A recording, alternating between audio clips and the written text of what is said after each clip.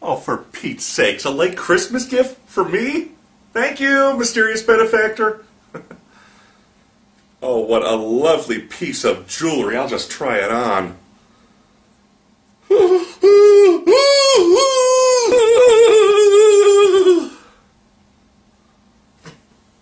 Geek, you are capable of great greed. Hey, I just want one decent Spider-Man story from Joe Quesada. Is that too much to ask? Shut up! Where was I? Oh, you're capable of great greed.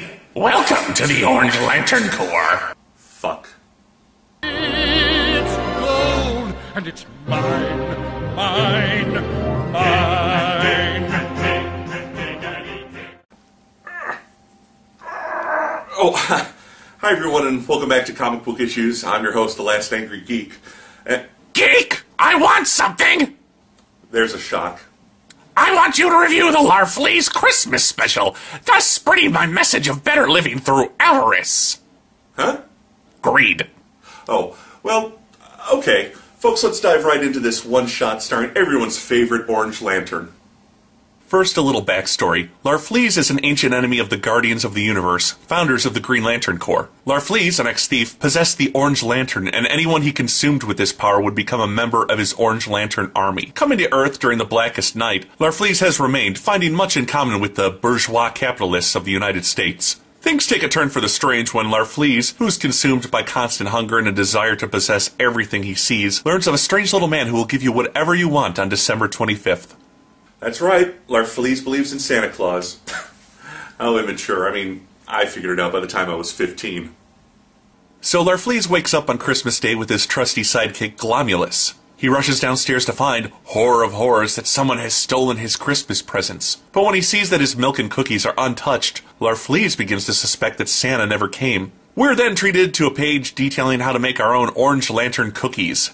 Yum. Agent Orange, as Larfleeze likes to be known, then sees Santa on a TV parade. One demonic sleigh ride later, and Larfleeze has captured that Santa, whose beard falls off. He then chases down another Santa right into a mall. One scene out of Jingle All the Way later, and he's demanding to know where the real Santa can be found. A helpful child tells him that, of course, Santa lives at the North Pole. We then get an Orange Lantern puzzle, before jumping to the North Pole where Glomulus and Larfleeze search pointlessly for the fat man in the red suit. Only to be confronted by Hal Jordan, the Green Lantern of Earth, who again tells Larfleeze that there's no such thing as Santa Claus, and that this day really is about the Christmas spirit, which of course, Larfleeze decides he has to have. We then get an Orange Lantern ornament you can cut out and assemble. After that, Hal takes Agent Orange back to the junkyard he's accumulated on Earth, and tells the alien to give all the stuff he's taken as presents. Larfleeze does this, but generosity just doesn't agree with him.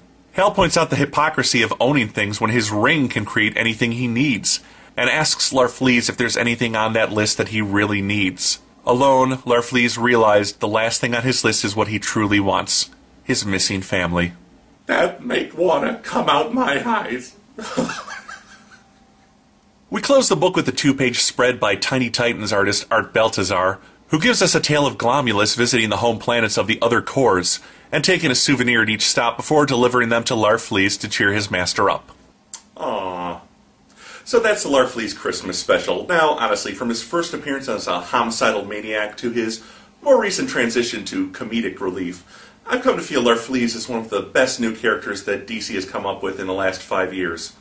There's an innocence to his greed that's kind of amusing and charming. But how does his first ever solo book hold up? Well, this is an interesting book in a lot of ways. First off, Gene Ha provides a nice homage cover that captures elements of Christmas in New York with bits of The Grinch Who Stole Christmas. The art by Brett Booth is nice, and of a professional caliber you don't normally get with one-shots these days.